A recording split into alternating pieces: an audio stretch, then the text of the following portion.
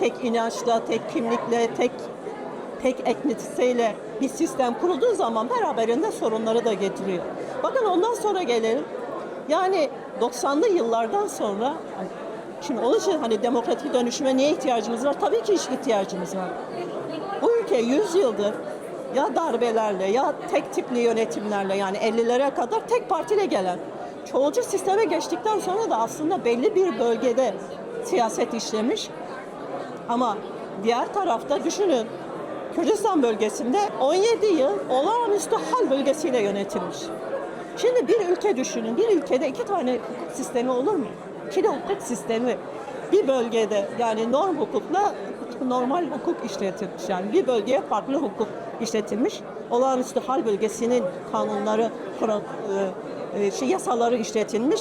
Diğer tarafa da başka normal, yani hani olması gereken hukuk işletilmiş. Şimdi geliyoruz şeye, yani bu hani birbiri ardına gelen, birbiri ardına gelen bir süreç. Yani 100 yıldır sürekli biz bir toplum acıdan bahsedebilir mi? Yani acıdan bahsediyorsa bunda büyük sıkıntı var. Yani bir toplum 100 yıldır ya hastalıklı bir toplum oldu Türkiye toplumu. Her kesimiyle. Sadece Kürtleri değil, bakın sadece kadınları değil. Bütün kesimleriyle hastalıklı bir toplum oldu. Normal kimse düşünemiyor. Şimdi burada çoğulculuk sistemi işletilirse, farklılıklar bu işin için sadece seçimle, ben seçtim işte demokratik bir seçim yaptım. Öyle olmuyor. Bunu bütün toplum kesimleri tarafından da hazmedilmesi gerekiyor.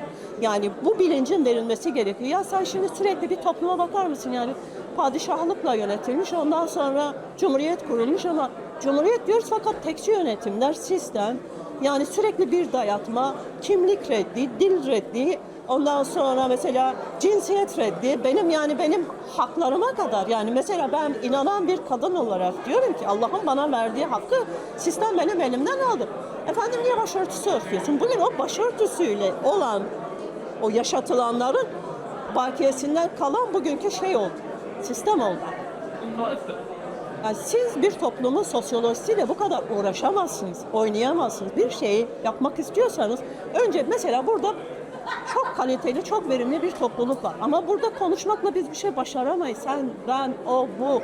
Çok nitelikli insanlar var. Bununla bir şey başaramazsınız. Bunun topluma, alt tabakaya bunun yansıtılması lazım. Demokrasi nedir, hak nedir, hukuk nedir? Yani hak, hukuk demek beni yöneten bir siyasi partinin hakkı değil ki, onun gücü değil ki, onun otoritesi değil. Bugün sistem belli ki bir şeyin dönüşümünü istiyor yani. Orada bir tıkanıklık var ve bunun dönüşümünü istiyorlar. Suriye'de başlayan olaylarla birlikte aslında hani Devlet Bahçeli şimdi eğer gelip HDP'nin demin eş başkanlarının elini sıkmışsa ve çıkıp mecliste işte Öcalan gelsin, örgütünü feshetsin, meclise konuşsun diyorsa bu çok anlamlı bir şeydi. Anlatabiliyor muyum? Ama bunu nasıl? Şimdi siyasi partiler orada, bütün siyasi yani meclise girenler orada. Kaç tanesi bu meselenin arkasında? Bu aslında şey kadar Devlet Bahçeli milliyetçi ve kimlik.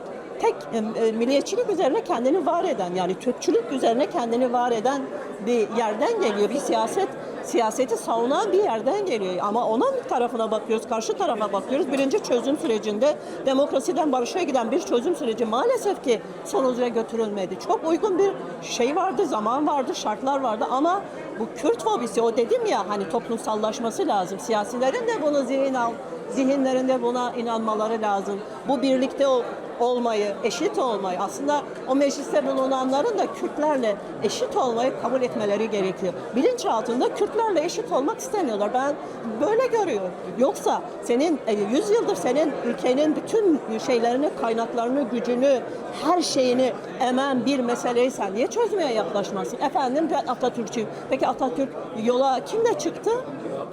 Yola kimle? Yani o altı okun oku böyle tek tek kimlikleri bulmak mı? Yoksa yani bu bütün sorun, yani orada ben mesela Cumhuriyet Halk Partisi'nin altı oku varsa, orada devletçilik varsa senin o zaman bu devletin içerisinde var olan sorunları senin çözmen lazım. Bu milliyetçilik demek yani olumlu milliyetçilik de var. Pozitif milliyetçilik mi, negatif milliyetçilik. Şimdi biz iki anlamda milliyetçiliği alırsak aslında olumlu, pozitif yerden bakarsak milliyetçilik iyi bir şey.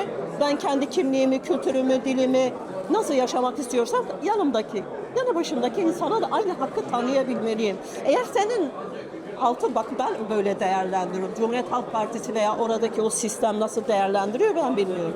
Evet. Sen şimdi o milliyetçilik sana sorun yaratıyorsa, bu ülkeye sorun yaratıyorsa bir parti olarak senin orayı düzeltmen lazım. Hani altı ok ya. Bunları tek tek düzeltmen lazım. Yani okla onları işaretlemişsen bu sorunları ben düzelteceğim, vuracağım veya yeniden inşa edeceğim anlamına da gelir. Farklı negatif anlamına da gelir. Şimdi birinci çözüm süreci heba edildi. Yani 66, yanılmıyorsam 66 yasa geçti. Sonradan işte şeyler komisyona, muhalefet komisyona üye vermediği için o süreç heba edildi. Çok yıkıcı, çok acı verici, her iki kesince Türkler için de süreçle bitti gitti yani. Şimdi yeniden devlet tarafından devlet karar vermiş. Bakın devlet karar vermiş ve bunu çözmek istiyor. Samimi midir değil midir? Ben niyet okuması yapamam. Bir hak savunucusu olarak. Niyet okuyacak yerde değilim. Bu söz ağızdan çıkmışsa ben bu söze bakarım. Ve ben bu sözü yerine getirebilmek için bir hak savunucusu olarak elimden ne gelirse yaparım. Ve yapılması için de gücümüzün yettiğince her tarafa ulaşmaya çalışırım ki bunu da elimizden geldiğince yapmaya çalışıyoruz. Çok acı bir şey yaşandı yani ben mesela. Acı demeyeyim de